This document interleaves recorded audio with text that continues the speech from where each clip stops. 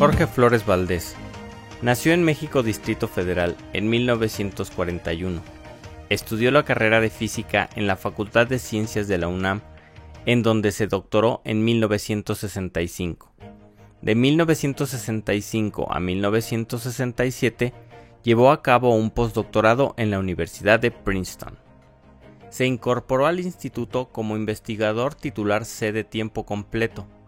En 1985 obtuvo el nombramiento de investigador nacional nivel 3 y en 1998 es distinguido como investigador emérito por la UNAM. Desde 2012 tiene el emeritazgo como investigador nacional. El Dr. Flores Valdés ha destacado por su labor docente como profesor invitado en la Universidad de París y ha recibido numerosos premios y distinciones nacionales e internacionales, entre los que destacan: Premio de Ciencias 1972 de la Academia de Investigación Científica, hoy Academia Mexicana de Ciencias; el Premio Universidad Nacional en Investigación en Ciencias Exactas en 1978; el Premio Kalinga para la popularización de la ciencia que otorga la UNESCO; la Medalla Marcos Moschinsky 2007 del Instituto de Física de la UNAM y el reconocimiento en 2014 por los 30 años de haber fundado el SNI. En 2014, la Universidad Autónoma de Nuevo León lo nombró doctor honoris causa. En 2015, la Universidad Veracruzana le otorgó la Medalla al Mérito Académico y la Sociedad Mexicana de Física el Premio al Desarrollo de la Física en México. De manera reciente, en 2018, recibió el doctorado honoris causa otorgado por la Universidad Autónoma del Estado de México, acreditándolo como miembro de honor de la Universidad Mexiquense, con la que tiene vínculos desde 1983. En 2017, la Muestra Nacional de Imágenes Científicas, Múnich, le rindió un homenaje y la International Union of Pure and Applied Physics le otorgó la medalla UPAP por contribuciones sobresalientes para el mejoramiento de la física en países en desarrollo. Ocupó el cargo de director del Instituto de Física de la UNAM durante el periodo 1974-1982 y fue subsecretario de Educación Superior e Investigación Científica de la SEP entre 1982 y 1985, periodo en el que impulsó la creación del Sistema Nacional de Investigadores, cuyo secretariado técnico dirigió. Posteriormente, en 1989 y hasta 1997, fungió como director del Centro Universitario de Comunicación de la Ciencia y dirigió el concepto, diseño, construcción y operación de Universum y del Museo de la Luz, Museos de Ciencias de la UNAM. En 1998 se desempeñó como coordinador del posgrado en Ciencias Físicas de la UNAM y fue director del Centro de Ciencias Físicas en el Campus Morelos de la UNAM, cuya conversión a Instituto de Ciencias Físicas impulsó. De 2010 a 2016 fue coordinador general del Consejo Consultivo de Ciencias de la Presidencia de la República. Además de presidir diversas agrupaciones de científicos, como la Sociedad Mexicana de Física, la Academia Mexicana de Ciencias, la Sociedad Mexicana para la Divulgación de la Ciencia y la Técnica y la Fundación Marcos Moschinsky, el Dr. Flores ha tenido una prolija producción científica. Ha publicado 196 artículos y 22 libros. En particular, sus trabajos sobre la física de las matrices estocásticas han sido importantes. Uno de ellos es uno de los más citados en física teórica del mundo. Mi padre, el doctor Jorge Flores Espinosa, que era un clínico muy distinguido en México, siempre me decía desde que yo era chiquillo: tú no vayas a estudiar medicina, tú dedícate a la ciencia del futuro, dedícate a la física. Y bueno, pues yo me lo creí. Cuando salíamos de la primaria, yo tenía 12 años en ese momento, los chicos del sexto año siempre eran entrevistados y decían lo que querían ser en el futuro, lo que querían ser en su vida, la profesión que les hubiera gustado seguir. Y aunque ustedes no lo crean, yo dije lo siguiente: yo quiero estudiar física nuclear en la Facultad de Ciencias de la Universidad Nacional Autónoma de México. Y luego llegó el momento de decidir. En ese momento se estudiaban varios tipos de bachilleratos, y uno era el bachillerato en ciencias físico-matemáticas, y fue el que yo elegí. Y empecé a merodear la Facultad de Ciencias aquí en la ciudad universitaria. Y pues poco a poco me fui encantando con ella, y poco a poco me di cuenta de que había una carrera que se llamaba de física teórica, en donde las matemáticas jugaban un papel muy fundamental. Yo dije, bueno, pues yo quiero ser eso. Y así entré a la Facultad de Ciencias a estudiar física teórica. Y allí estuve pues realmente muy feliz los 4 años. Encontré a muchos amigos que todavía lo son.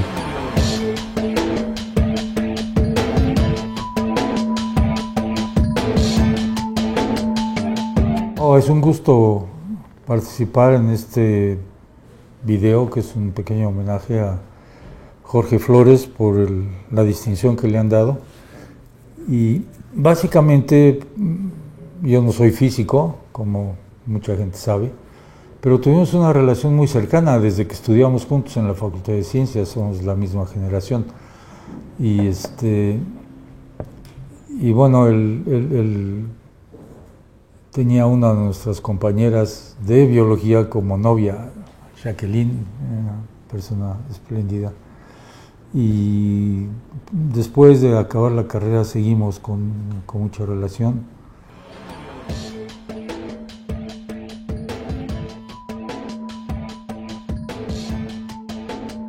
Eran 4 años entonces, no eran semestres, eran 4 años.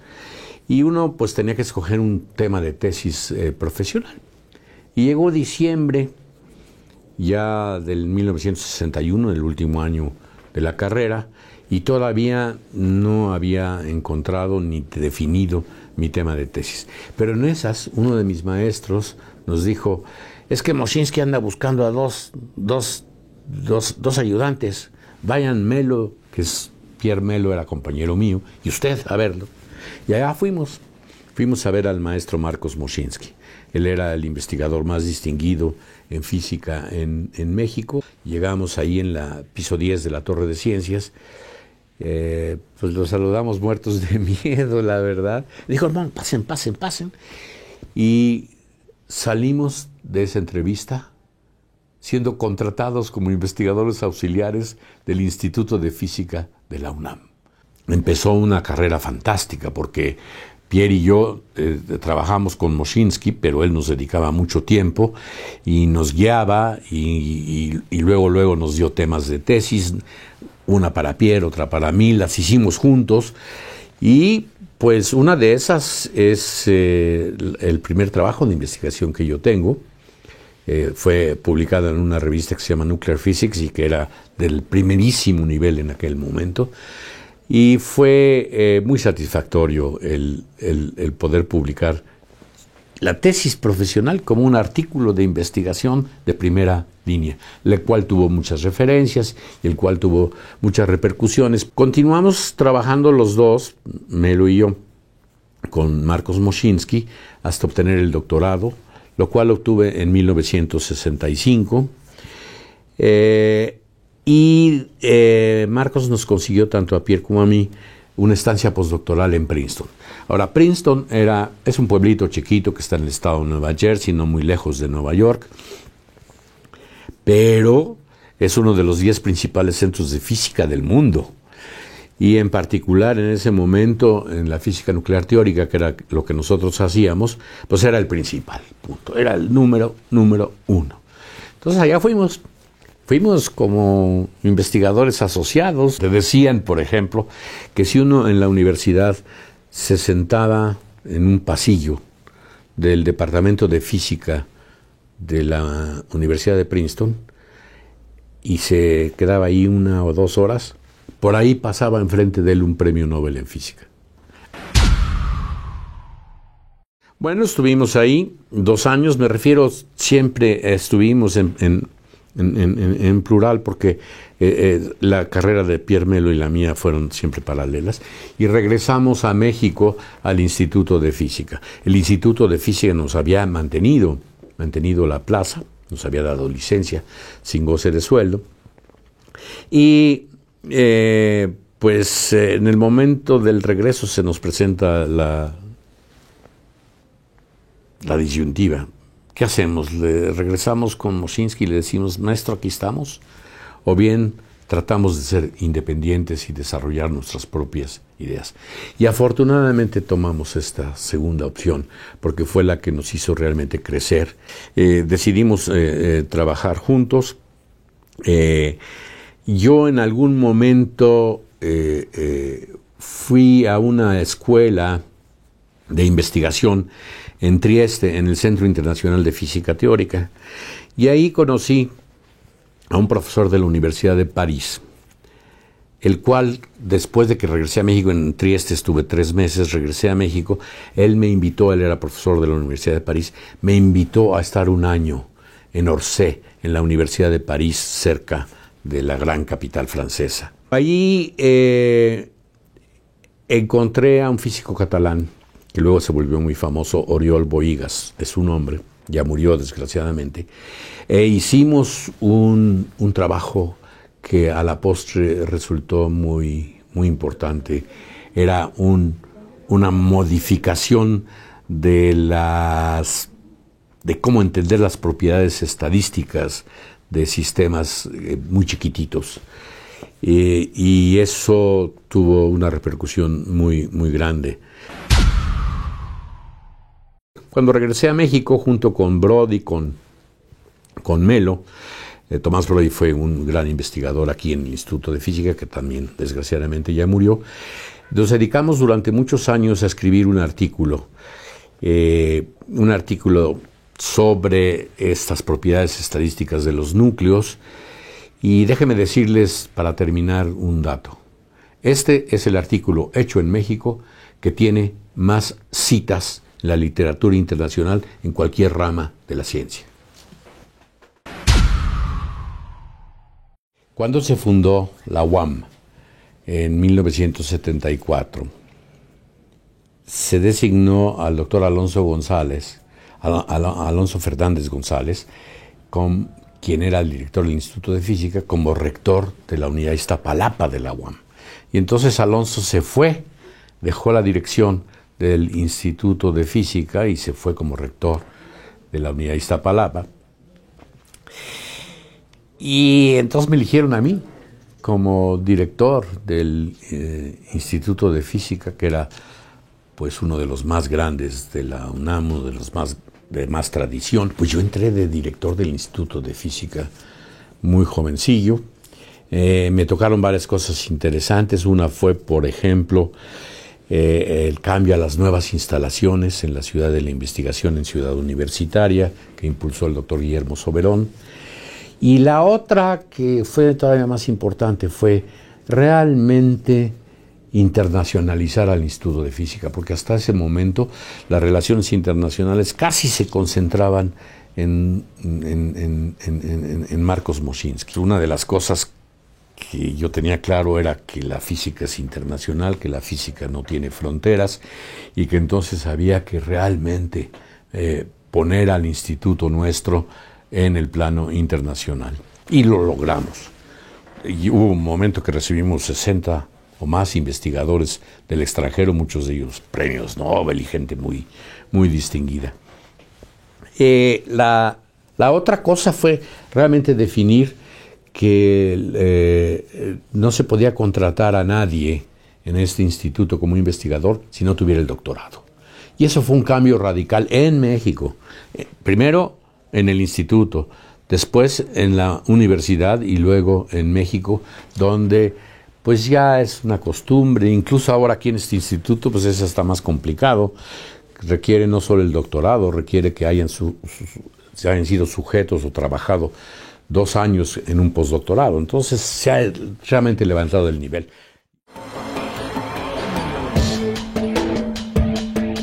Y Y recibí una llamada, y la llamada era de don Jesús Reyes Heroles, quien a la sazón era secretario de Educación Pública. Y me dice, él era muy brusco, me dice, oiga, usted está en Ensenada, ¿verdad?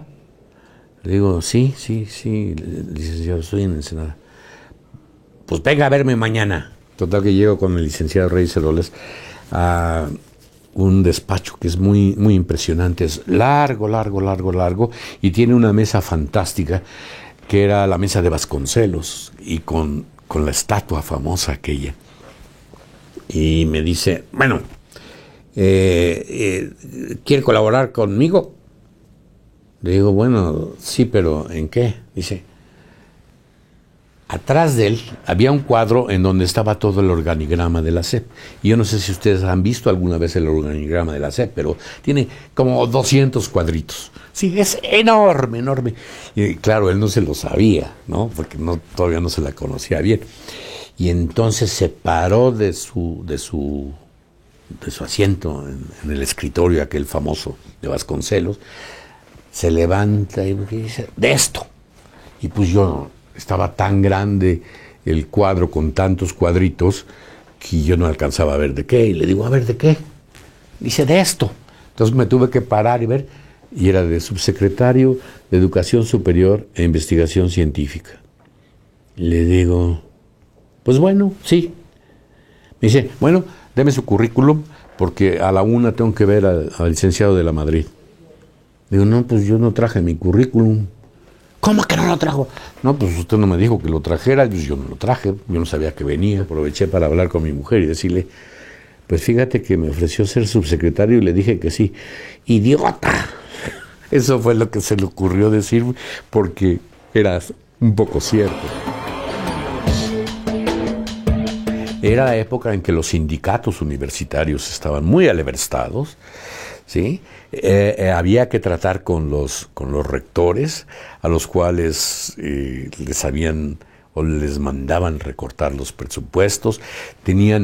Había universidades muy revolucionarias que estaban muy, muy agitadas, en fin. Y además había que echar a andar la investigación en las universidades estatales, porque esencialmente no había. Entonces ese fue el trabajo que hicimos. Creo que estuvo bonito. Se llamó el Programa Nacional de Educación Superior, PRONAES, que era un programa global que entendía todos los procesos universitarios, desde los muy administrativos, la construcción de obra, la contratación, por ejemplo, subir el nivel de los profesores, el hacerles planes de maestría y doctorado para que mejoraran su nivel.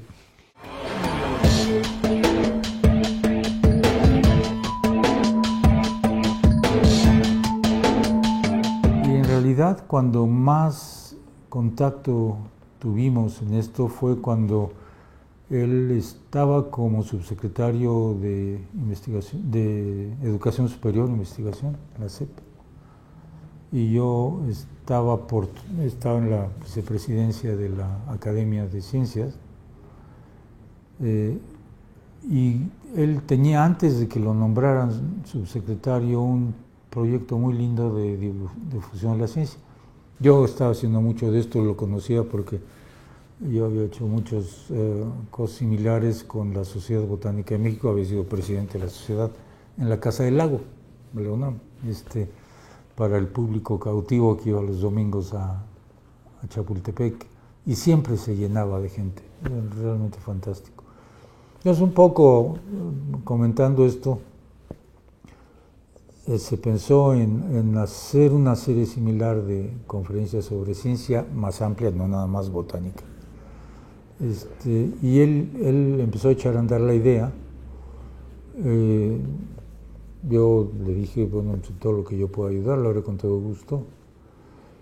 Y justo cuando íbamos a empezar, lo nombran subsecretario. Y yo pensé para mis adentros, ups, a lo mejor Jorge ya no va a seguir en esto, porque pues, con el trabajo adicional será difícil. Pero no, alguien diría sorprendentemente, pero para mí no, porque él realmente tomaba estas cosas muy en serio. Desde la primera ocasión estuvo ahí, me dio mucho gusto ver que sí iba a continuar.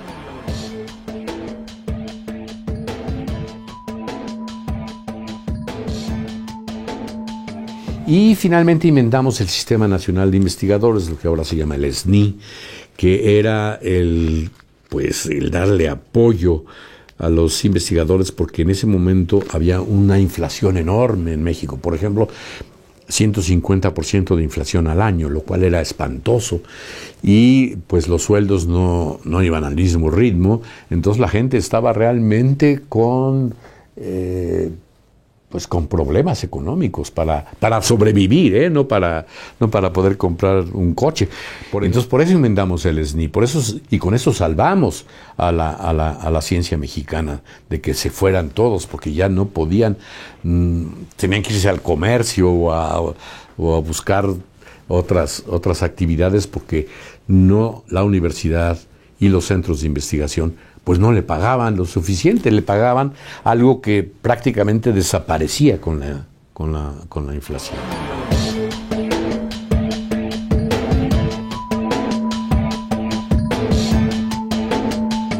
Luego, durante el tiempo de la subsecretaría, yo tuve oportunidad de interactuar con él y con Salvador Malo para establecer la idea del Sistema Nacional de Investigadores, que salió de ahí, de la SEP. Pero habría que convencer a la comunidad científica, y esa parte me tocó a mí manejarla, porque ni modo que saliera un programa así y la comunidad científica no hubiera participado para nada en esto que vendría. Fue un trabajo muy intenso, pero que yo creo que se cristalizó de manera muy apropiada. Y el SNI, con las cosas que se pueden todavía corregir, sigue siendo un elemento que fue muy importante en ese momento para parar la fuga de gente, que con el motivo de la gran devaluación que hubo y la pérdida de poder adquisitivo de los sueldos de los investigadores, pues mucha gente empezó a pensar en emigrar fuera del país, y otros a tener que tener 2 trabajos para poder mantener su casa. Y esto pues era en demérito de la capacidad de investigación del país. Yo creo que este fue un evento muy importante, que salió pues de ahí, de la inspiración de Jorge y de Salvador Malo también, y que el apoyo del secretario de Educación, don Jesús Reyes Heroles, y que se pudo hacer con la combinación de la colaboración de la academia.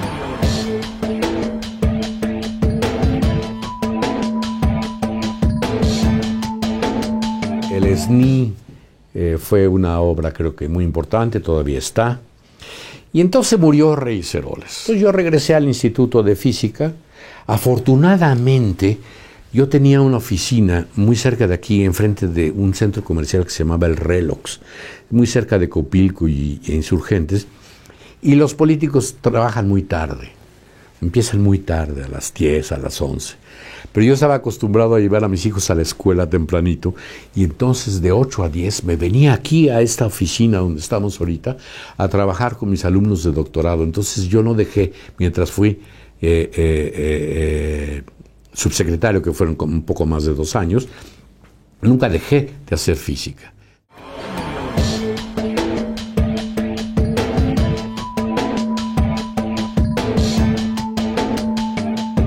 Que lo conocí siendo yo estudiante de maestría. Él me dio la clase de mecánica clásica, una clase muy bonita, muy dinámica, como él acostumbra a hacer todas sus actividades. Desde el principio me impresionó su inteligencia.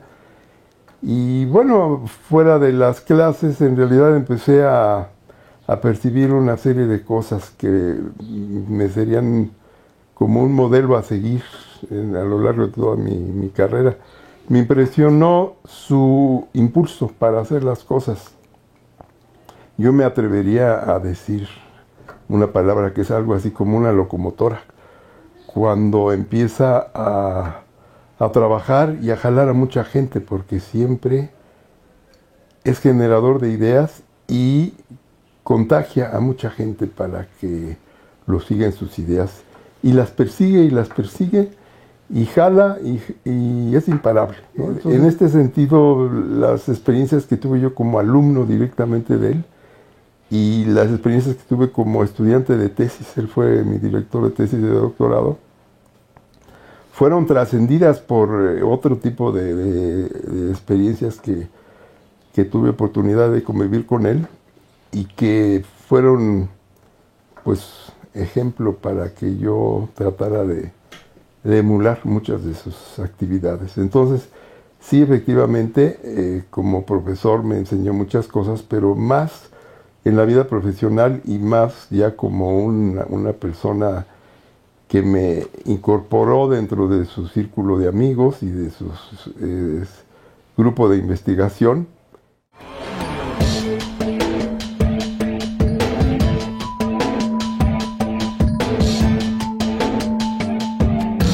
Mi papá es un ser maravilloso, es el mejor papá y un gran amigo para mí.